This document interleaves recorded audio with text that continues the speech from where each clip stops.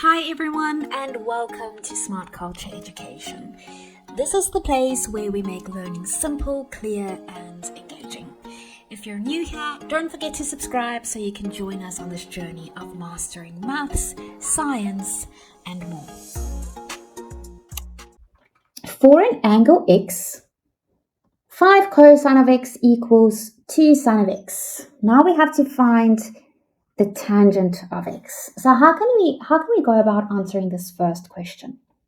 I'm going to do it with you guys. 5 cosine of x is equal to 2 sine of x. And we now have to find the tangent of x.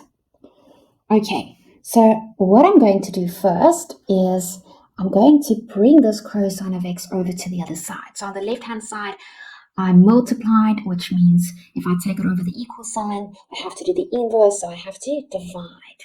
Okay, so it will look like this. The 5 will still be on the left-hand side. Okay, so here I will now have sine of x divided by the cosine of x. Okay, now think about this identity that we learned about here. Sine of theta over cosine of theta is identical to the tangent of x. So we can actually now rewrite this. Then it will be 5 equals 2 multiplied by the tangent of x. Okay, and now we take the 2 over to the other side. On the right-hand side, we multiplied, which means on the left-hand side, we'll have to divide. So it will look like this.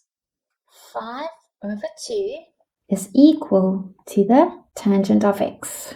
Now, what is 5 over 2? It's 2.5. So the final answer will be the tangent of x is equal to 2.5 or 2.5 if you want to write it as a decimal. Let's have a look at these. Show that the equation 3 cosine of x is equal to 2 multiplied by 1 plus the sine of x squared.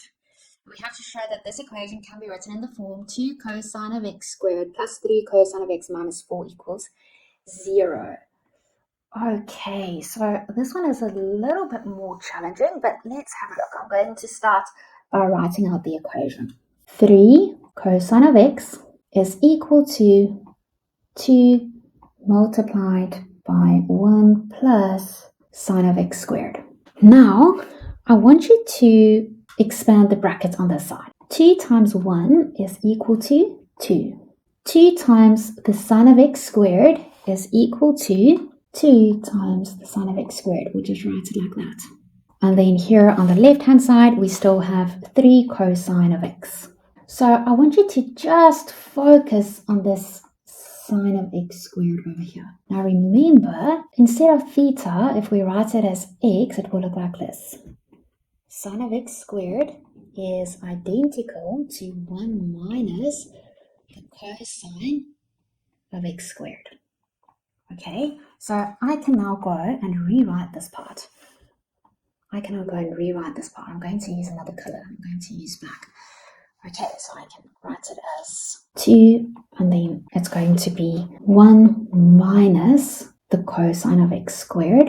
All right, and the rest will just be the same. So this is going to be 2 plus, and this is going to be 3 times the cosine of x. So now we have these brackets, and I'm going to expand them. So the left-hand side will stay exactly the same. So it's 3 times the cosine of x equals 2. 2 times 1 is equal to 2. 2 times negative cosine x squared is equal to negative 2 cosine of x squared. Okay, so 2 plus 2 is equal to 4. So we can add these two. So then we have 3 cosine of x is equal to 4 minus 2 cosine of x squared. What do we do now? We bring everything over to one side and we set it equal to 0. So it will be, this side it's a negative, which means if I take it over the equal sign, it will become positive. So it's going to be 2 cosine of x squared plus 3 cosine of x.